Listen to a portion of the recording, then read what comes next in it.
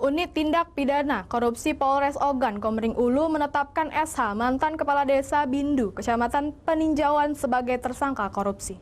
Tersangka diduga korupsi atau melakukan pungli pada program pendaftaran tanah sistematika lengkap atau PTSL tahun 2018.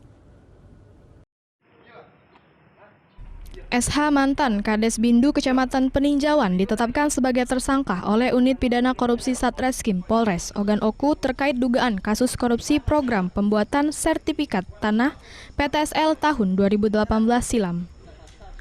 Polisi mengungkapkan tersangka sudah menjalani pemeriksaan dan berkas perkaranya segera dilimpahkan ke Kejaksaan Negeri Oku. Atas kasus tersebut, tersangka diperkirakan memperoleh keuntungan pribadi hingga ratusan juta rupiah. Menurut polisi, SH yang saat itu menjabat sebagai kepala desa mengurus sekitar 366 berkas surat tanah. Menurut polisi, SH yang saat itu menjabat sebagai kepala desa mengurus sekitar 366 berkas surat tanah. Setiap berkasnya tersangka memungut Rp500.000. Sementara dalam ketentuan yang berlaku, petugas hanya boleh memungut paling banyak Rp200.000.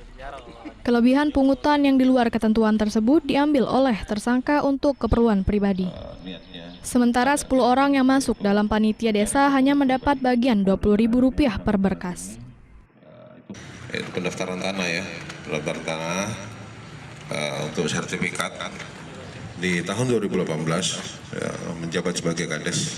Kemudian modusnya adalah menetapkan biaya, di mana biaya itu lebih besar daripada biaya yang seharusnya.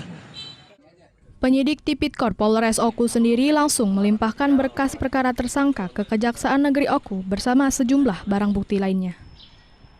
Dari Ogan Komering Ulu, Widori Agustino, iNews melaporkan.